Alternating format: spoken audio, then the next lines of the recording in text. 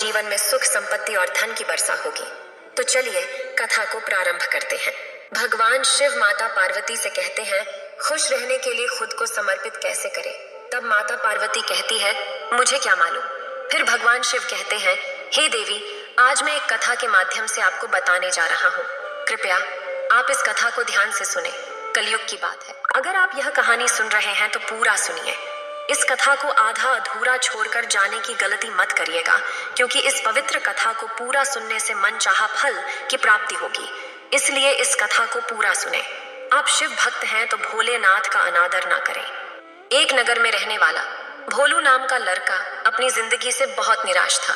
उसकी निराशा का कारण ये था कि वह कुछ भी नहीं कर रहा था। उसके माँ बाप उसे ताने मारते कि तेरे सारे मित्र कुछ ना कुछ कर रहे हैं, लेकिन तू अभी भी घर में बैठा हुआ है। मित्रों के बीच भी अक्सर उसका मजाक ही बनता। वह कहीं जाता तो लोग उससे पूछते कि क्या कर रहे हो। उसे यह बताने में बड़ी शर्म आती थी। अभी वह भोलू कुछ नहीं कर रहा है। धीरे धीरे उसने रिश्तेदारों के यहाँ जाना बंद कर दिया था और लोगों से मिलना जुलना बंद कर दिया था। वह ज्यादातर समय अपने घर में ही बैठा रहता था। वह अकेले में रोता और ईश्वर को कोसता रहता था और अपनी किस्मत को दोष देता रहता था। अब उसे अपनी जिंदगी बोझ सी लगने लगी थी। कभी कभी यह सोचता कि जब वो कुछ करने के लायक ही नहीं है तो फिर उसे जिंदा रहने का क्या फायदा। उसे तो मर जाना चाहिए। एक दिन वो अपने नगर के रास्ते से गुजर रहा था। तभी उसने देखा कि एक बौद्ध भिक्षुक संत दुख के ऊपर प्रवचन दे रहा है। भोलू भी उस भीड़ में जाकर बैठ गया और बौद्ध भिक्षु के प्रवचन सुनने लगा। बौद्ध भिक्षु कह रहे थे, दुख एक गुरु की भांति होता है जो हमें जीवन जीने की सच्चाई को दिखाता है और हमें जीवन जीने का सही तरीका सिखाता है। अगर आप लोग चाहे तो आप लोग अपना जीवन जीना भी सीख सकते हो और चाहे तो अपना जीवन दुख में बैठकर रो भी सकते हो। भोलू भी बौद्ध भिक्षु की ये सारी बातें ध्यान से सुन रहा था, लेकिन उसे बौद्ध भिक्षु की ये बातें सही नहीं लगी। उसने खड़े होकर कहा, दुख कुछ भी सिखाकर नहीं जाता, सिर्फ पीड़ा देकर जाता है। दुख की पीड़ा अत्यंत दुखी होती है। ऐसा लगता है जैसे मानो इसके बाद कुछ भी नहीं होने वाला, कुछ भी नहीं मिलने वाला। मृत्यु भी उसके सामने छोटी लगने लगती है। फिर बौद्ध भिक्षु ने कहा, आखिर क्या दुख है तुम्हें। भोलू ने अपना सारा दुख उस बौद्ध भिक्षु के समक्ष कह सुनाया और फिर पूछा, क्या आपके पास मेरे इस दुख का कोई समाधान है। यह सुनकर बौद्ध भिक्षु मुस्कुराए और बोले, जिस दिन तुम्हारे जीवन में सच्चा दुख आएगा उस दिन मेरे पास आना, मैं तुम्हारे दुख का समाधान अवश्य करूंगा। इतना कहकर बौद्ध भिक्षु वहां से चले गए। भोलू ने सोचा, क्या मेरा दुख सच्चा नहीं है। क्या जिस दुख से मैं गुजर रहा हूँ वह झूठ है। कोई भी मेरे दुख को नहीं समझ सकता। जब माँ बाप ही नहीं समझ पाए तो ये महात्मा क्या समझेंगे। अपने दुखों से परेशान होकर भोलू ने एक निर्णय लिया कि वह कुछ करके दिखाएगा। उसने एक छोटा सा व्यापार शुरू किया, लेकिन उसमें सफलता नहीं मिल रही थी। लेकिन उसके घर वाले खुश थे कि वह कुछ तो प्रयास कर रहा है।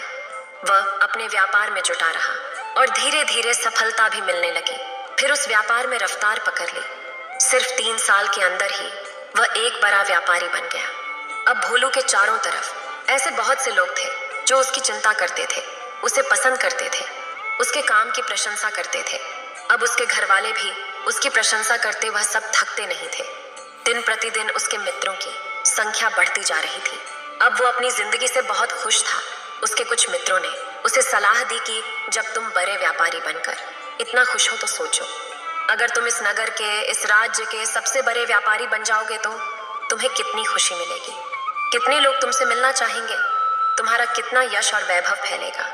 इस नगर के राजा स्वयं तुमसे मिलना चाहेंगे और जरूरत पड़ने पर तुमसे सलाह लेंगे। मित्रों की यह बात सुनकर भोलू के मन में बैठ गई। अब उसने और भी धन कमाने का प्रयास शुरू कर दिया, लेकिन उसे ये सब अब जल्दी चाहिए था। यह सब कुछ प्राप्त करने में अपना ज्यादा समय बर्बाद नहीं करना चाहता था। इसलिए उसने ऐसा भी कार्य करना शुरू कर दिया था जो उचित नहीं था। उसने बड़ी मात्रा में रुपया अपने मित्रों से उधार लेना शुरू कर दिया। ज्यादा मुनाफा कमाने के लालच में अपने सामानों में मिलावट भी करने लगा। उसने दूसरे व्यापारियों के खिलाफ षड्यंत्र भी रचने लगा। उस सब व्यापारी को डराया धमकाया करता था। जैसा जैसा उसका मित्र कहते गए वही करते गया। वह इन तरीकों से ज्यादा धन तो कमा रहा था, लेकिन उसके जीवन में सुकून नहीं था। उसके मन की शांति गायब हो गई थी। उसे रातों में नींद नहीं आती थी। वह किसी उधेड़ बुन में लगा रहता था। सुख साधन की सारी वस्तुएं होने के बाद भी उसे किसी चीज में सुख नहीं मिल रहा था। एक दिन भोलू अपनी बग्घी में सवार होकर एक व्यापारी से मिलने जा रहा था। तभी रास्ते में उसे उस बौद्ध भिक्षु का आश्रम दिखा। वह रुक गया। वह बौद्ध भिक्षु के पास जाकर बोला, गुरुदेव, आपने कहा था जब तुम्हारे जीवन में सच्चा दुख आएगा तब मेरे पास आना। मैं अब बहुत ही दुखी हूँ। मुझे रातों में नींद नहीं आती है। मुझे कहीं सुकून नहीं मिल रहा है। इस तरह भोलू ने अपनी सारी बातें बौद्ध भिक्षु के सामने कह सुनाई। फिर बौद्ध भिक्षु कहते हैं, ये असली दुख नहीं है। एक बात बता, जब तुम मुझसे पहली बार मिलने आए थे तब तुम किसी दूसरे दुख में थे। तुमने उस दुख से क्या सीखा? भोलू ने कहा, हे गुरुदेव, मैंने सीखा कि सिर्फ सोचने और चिंता करने से कुछ नहीं होता। अपनी सोच को सच करने के लिए कर्म करना पड़ता है, और सिर्फ कर्म करने से भी कुछ नहीं होता। अपने कर्म को अंतिम पड़ाव तक ले जाना भी अति आवश्यक होता है। चाहे रास्ते में कितनी मुश्किलें आए, मन कितना ही निराश हो, कितना ही लगे कि अब आगे कुछ नहीं होने वाला है, तभी ये मानकर चलें कि मैं जो कर रहा हूँ उसमें मैं अवश्य सफल हो जाऊंगा।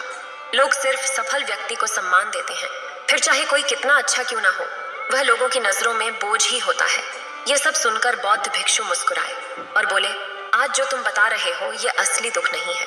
जब तुम्हारे जीवन में असली दुख आए तब मेरे पास आना, मैं उसका समाधान अवश्य करूंगा। भोलू ने जाते समय बौद्ध भिक्षु को सोने के सिक्कों से भरा एक घड़ा भेंट किया। तब बौद्ध भिक्षु घड़ा देखकर कहा, ये मेरे किसी काम का नहीं है, इसे उस पेड़ के नीचे गड्ढा खोद कर रख दो। भोलू ने बौद्ध भिक्षु के कहे अनुसार घड़े को पेड़ के नीचे गाड़ दिया और वहां से चला गया। कुछ दिनों तक व्यापार अच्छी तरक्की कर रहा था, लेकिन गलत तरीके से व्यापार करने की वजह से धीरे धीरे उस व्यापार में घाटा होने लगा। उसकी सारी धन संपदा धीरे धीरे खत्म होने लगी और एक दिन ऐसा आया जब उसके पास कुछ भी नहीं बचा और वह कर्जे से लद गया था। लेकिन भोलू निश्चिंत था, क्योंकि उसने सारा कर्जे अपने मित्रों से ही लिया था। वह सोचता था कि उसके मित्र बुरे समय में उसका साथ देंगे, लेकिन ऐसा कुछ भी नहीं। बुरा समय आते ही मित्रों ने अपना उधार मांगना शुरू कर दिया। उधार वापस न मिलने पर जान से मारने की धमकी भी देने लगे। उसके चाहने वाले सब उससे दूर होने लगे। उसके वह मित्र जो उसके साथ मौज मस्ती करता था, अब उसने भी साथ छोड़ दिया था। उसके परिवार वाले उसकी गलतियां और कमियां गिनाने लगे। उसकी सारी संपत्ति नीलाम हो गई, उसके पास कुछ भी नहीं बचा। फिर भोलू ने अपने पिता से सहायता मांगी तो पिता ने कहा, मेरे पास एक घर के अलावा कुछ नहीं है। अगर मैं ये भी तुम्हें दे दूंगा तो मैं तुम्हारी माँ को कहाँ रखूंगा? यह संपत्ति हमारा आखिरी सहारा है। भोलू को यह सुनकर काफी दुख हुआ। उसके आसपास कोई नहीं था जो उसके दुख को समझ सके, उसे सांत्वना दे सके। भोलू को समझ में आ गया था कि मित्रों से मिले धोखे और विश्वासघात की वजह से यह सब बर्बाद हो गया है। वह अंदर से टूट गया था। उसे लगने लगा कि मैं कर्जदार को रुपये नहीं दिए तो वह मुझे मार देगा, इसलिए अब जीने का क्या मतलब नहीं है। अब तो मृत्यु ही एकमात्र रास्ता है। वो आत्महत्या करने के लिए पहाड़ी की तरफ जा रहा था। तभी उसे याद आया कि बौद्ध भिक्षु ने कहा था, जब तुम्हारे जीवन में असली दुख आएगा तब मेरे पास आना। भोलू उस बौद्ध भिक्षु के पास गया और अपना सारा दुखड़ा उन्हें सुनाया। आंखों में आंसू भरकर बोला, मेरे इस दुख का समाधान कीजिए गुरुदेव। फिर बौद्ध भिक्षु ने कहा, जब तुम्हारे जीवन में असली दुख आएगा तब मेरे पास आना, मैं उनका समाधान अवश्य करूंगा। फिर भोलू ने कहा कि अभी जो मेरे जीवन में घट है, क्या वो दुख नहीं है? आखिर असली दुख होता क्या है? तब बौद्ध भिक्षु कहते हैं, सबसे पहले तुम मुझे ये बताओ, इस दुख से क्या सीख मिली? फिर भोलू ने कहा, मैंने सीखा कि जो लोग हमारी सफलता, हमारी तरक्की की वजह से हमारे जीवन में आया था, वो हमें धोखा अवश्य देंगे, क्योंकि बुरे समय में वो सारे हमारे साथ नहीं रहेंगे। वह केवल अच्छे समय में हमारे साथ रहेंगे और हमारा फायदा उठाएंगे, और बुरे समय में छोड़कर चले जाएंगे। भरोसा केवल उन्हीं लोगों पर करना चाहिए जो हमारे बुरे समय में हमारे साथ खड़े थे। लेकिन ऐसे लोग बहुत ही कम होते हैं, पर जिसके पास होते हैं उनकी कद्र करनी चाहिए, उनका अपमान नहीं करना चाहिए।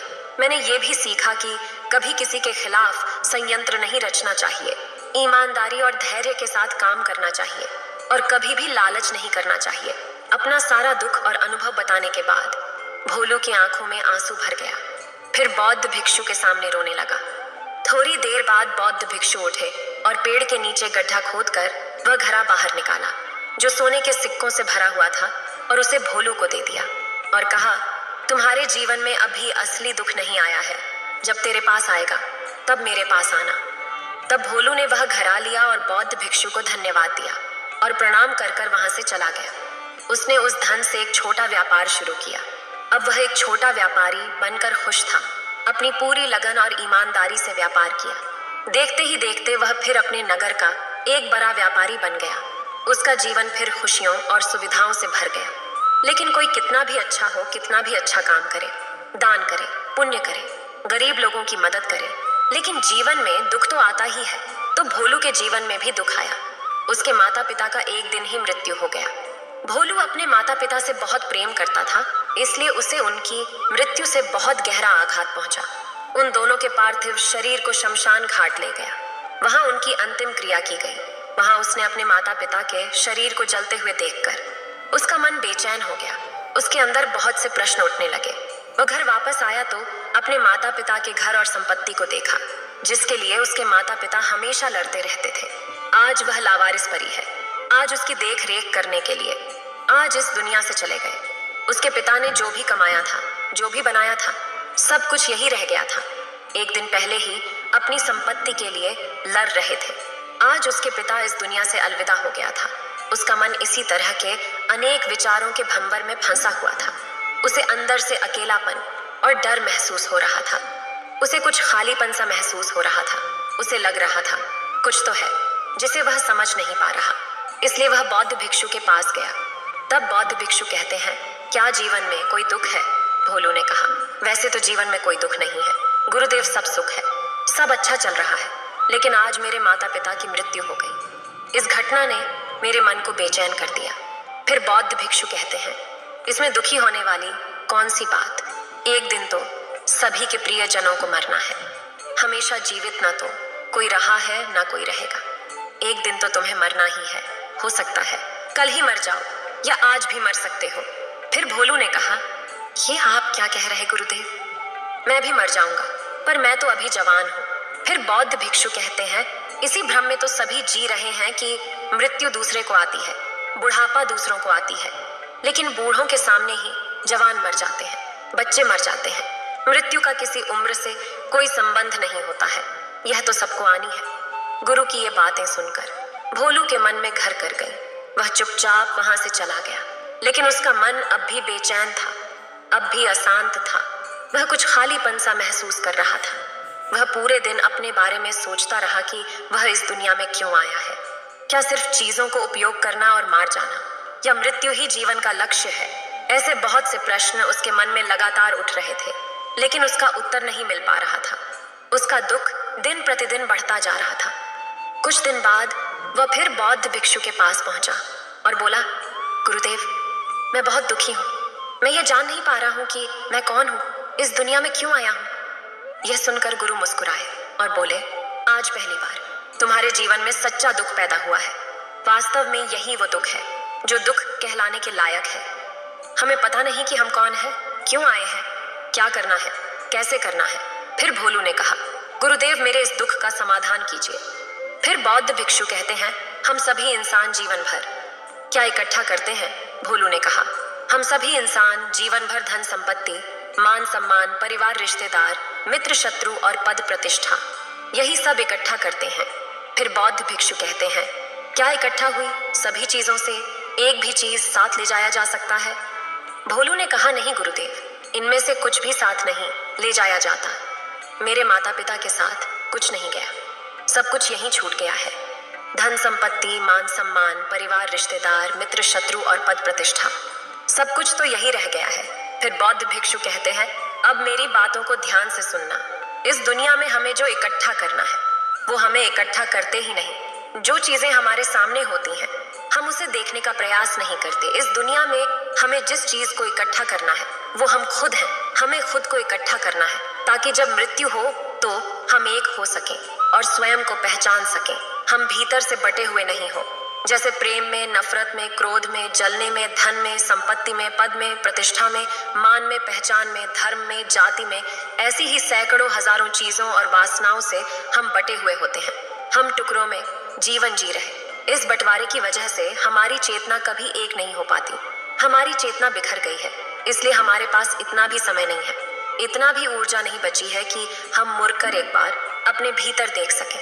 वास्तव में जिस धन की कमी, सुविधाओं की कमी, मान सम्मान की कमी को लोग दुख समझते हैं और जीवन भर उसे दुख बोलकर रोते हैं, उनका समाधान खोजने का प्रयास करते हैं, उन्हें उनका समाधान कभी मिलेगा ही नहीं, क्योंकि जिन्हें लोग दुख कहते हैं वो असली दुख है ही नहीं।